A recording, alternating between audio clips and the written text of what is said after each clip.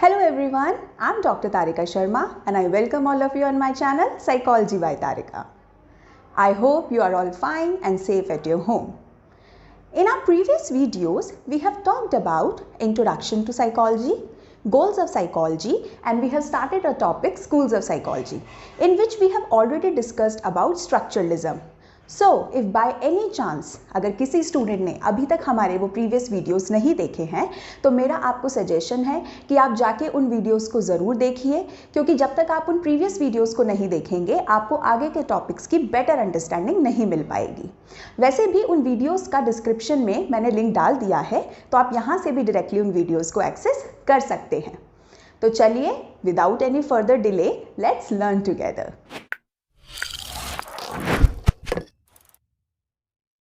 In our today's video, we are talking about second important school of psychology, that is functionalism. Now, before I proceed and tell you what functionalism is, let's ask a very simple question to all of you. That do you know that what functionalism is and how did it emerge?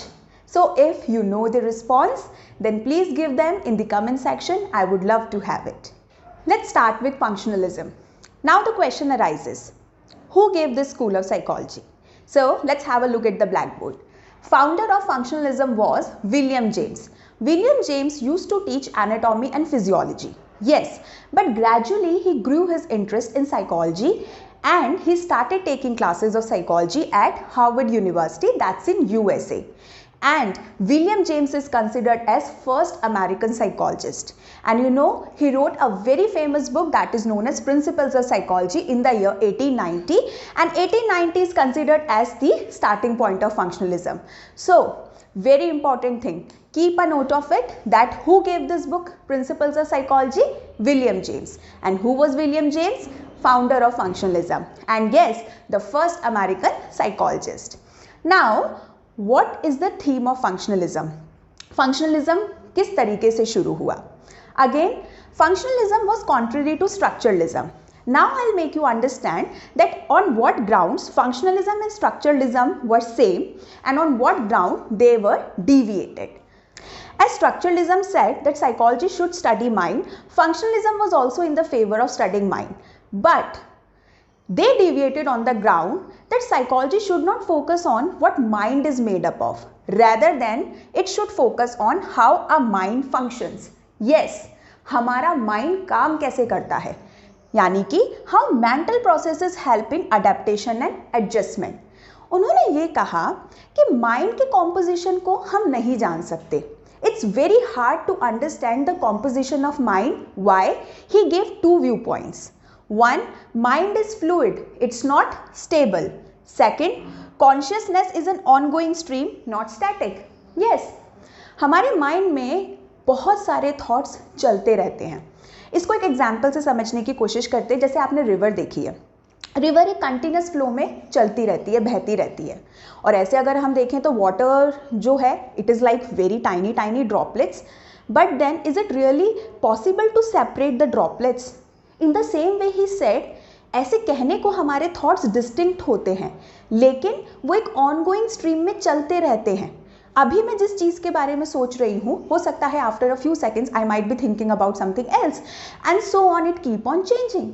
So it's really very hard to study the structure of mind. According to him, it's really hard to divide the components of mind in emotions, in sensations and imagery separately.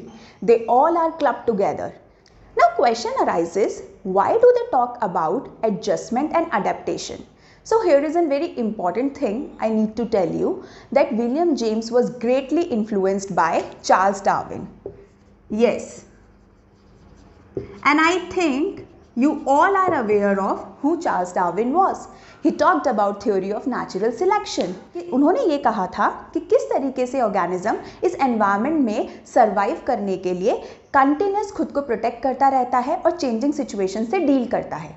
ठीक उसी तरह से human beings भी होते हैं, वो अपने environment में सेटल होने के लिए अपने एनवायरनमेंट की चेंजिंग सिचुएशंस के साथ कंटिन्यू डील करते रहते हैं. तो basically we human beings show that how do we adapt and how do we adjust. and thus it is giving the two answers that what people do, लोग क्या करते हैं and how do they do it. यानी कि हमारी सारी की सारी एक्टिविटीज़ जो एज अ ह्यूमन बीइंग हम परफॉर्म करते हैं, हमारे मेंटल प्रोसेसेस हमें इनेबल करते हैं कि हम उन एक्टिविटीज़ को परफॉर्म करें। सो रेदर देन फोकसिंग ऑन ये मेंटल प्रोसेसेस का कॉम्पोजिशन क्या है, जेम्स ने कहा कि इस चीज़ पे फोकस करो कि ये मेंटल प्रोसेसेस कैसे एक पर्सन को कंपेल करते हैं to perform these activities, to adapt in the environment, right? And that is the basic theme of functionalism. Here I mentioned a few names of important functionalists of that time. You can see John Dewey, James Roland Angle, Harvey Carr, James McKean Cattell, Edward Thorndike and Robert Wordsworth. These were some significant functionalists from this school. Next thing is method. So functionalists did not discard introspection entirely, but they were not totally in the favor of it, and they started performing some experiments. So yes, they were involved more in the experimental method.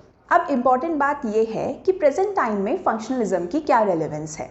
तो structuralism की जैसे ही functionalism भी अब एक major perspective की form में नहीं रहा है, लेकिन इसकी आइडियोलॉजीज ने दो मॉडर्न पर्सपेक्टिव के डेवलपमेंट में बहुत बड़ा रोल प्ले किया है.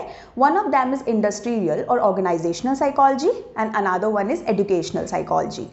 And functionalism also led to the contribution of one of the most important modern perspective of psychology, that is evolutionary psychology. And that's all about functionalism.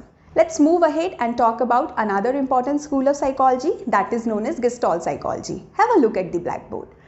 Now this school of psychology, it grew up in the early 20th century. Where? In the country Germany. Now the word Gestalt, it's a German word which means an organized whole and configuration. Who were the founder? Well, Max Wertheimer led the foundation of this school, and he worked along with two important gestaltists, that is Wolfgang Kohler and Kurt Kofka, and this school received worldwide recognition. Now let's have a look at the theme of this school. So this school also rejected the ideas of structuralism, even they were not in the favor of it. Instead, what they postulated, that psychological events cannot be broken down into smaller elements, that one should use a macroscopic approach or holism. अब इसको थोड़ा सा simplify करते हैं. गेस्टाल्टिस्ट ये कहना चाहते थे कि जब भी हम हमारे आसपास कोई चीज़ें देखते हैं, either we experience something or when we make a sense of world around us, we do not do it in the form of smaller elements. Instead, we see things as a whole. Yes, what are they trying to say is that we see things as a whole and the whole is greater than sum of its part. It's a very famous slogan that was given by Gestalt psychologist. Student, you must remember it. वो ये कहना चाहते हैं कि जब भी हम किसी भी ऑब्जेक्ट को देखेंगे, हम उस ऑब्जेक्ट को पूरे टोटलिटी में देखेंगे, उसको पार्ट्स में नहीं देखते. For example, if this is a marker in front of your screen, so whenever you see this marker, you will see this as a whole. You won't see it like this. Right कि एक cap अलग देखोगे, nib अलग देखोगे और rest of the body you will see separately. You will see this marker like this as a whole. Now take me as an example. So whenever you are seeing me on a screen, you are seeing me as a whole person. You are not seeing my eyes separately, you are not seeing my nose separately, you are not seeing my neck separately. You are seeing me as a complete figure. And that's what is the foundation of Gestalt psychology.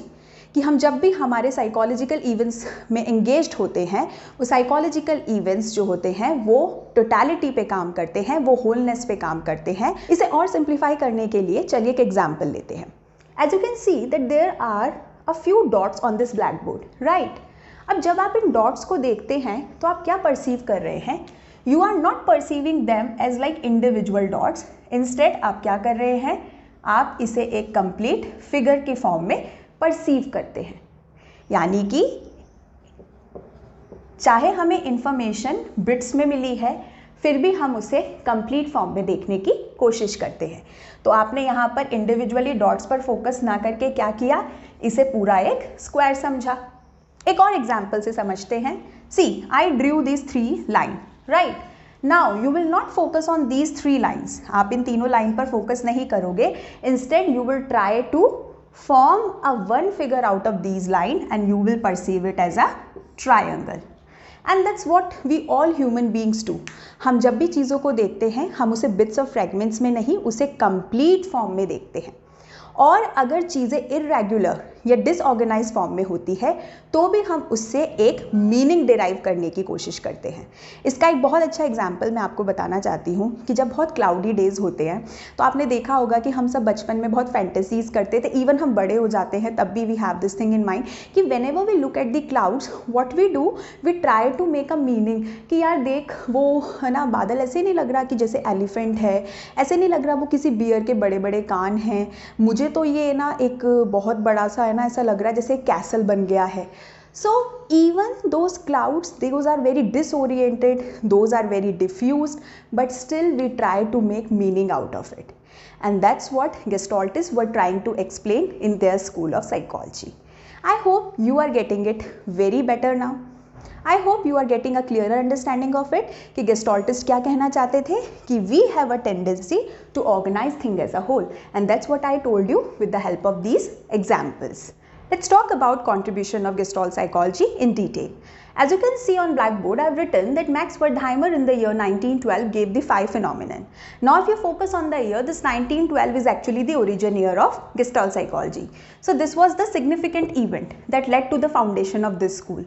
Now what is 5 phenomenon? 5 phenomenon एक optical या visual illusion होता है। इसको एक example से समझते हैं। आपने देखा होगा जब आप मूवीज़ देखने हॉल में जाते हैं, थिएटर्स में जाते हैं, तो you see that how a movie it happens और it appears to be in motion to us. जबकि हम जानते हैं कि जो मूवीज़ होती हैं वो कलेक्शन होती हैं बहुत सारे पिक्चर्स और या फ्रेम्स का, जो बहुत ही कम टाइम गैप के साथ एक के बाद एक सक्सेशन में हमारे सामने आती है और हमें एक कंटिन्यूस मोशन परसीव होता है। It means we are perceiving a movement which is not there. एक और एग्जाम्पल समझाती हूँ कि आपने देखा होगा कि जब भी हम दिवाली सेलिब्रेशन पे लाइट्स लगाते हैं तो हमने देखा है उन लाइट्स में कितने सारे छोटे छोटे बल्ब्स होते हैं। जैसे ही हम लाइट को टर्न ऑन करते हैं सारे बल्ब्स हमें एक साथ जलते हुए दिखते हैं और हमें लगता है कि लाइट्स जो है वो फ्लो कर रही हैं, यानी कि लाइट में मोशन दिखता है, जबकि वहाँ पे कोई मोशन नहीं होता। उन बल्ब्स के स्टार्टिंग पॉइंट जो होते हैं वो बहुत कम टाइम गैप के साथ सक्सेशन में अरेंज होते हैं, इसलिए जैसे ही वो बल्ब्स जलते तो हमें लगता है कि लाइट एक मोशन में फ्लो कर रही है। तो बेसिकली 5 फिनोमिनन क्या हुआ? We are perceiving a motion in an object which is not there, and that's why it is known as illusion. सो यहाँ से बहुत सिग्निफिकेंट रिसर्चेस शुरू हुई गेस्टॉल्ट साइकोलॉजी के अंदर।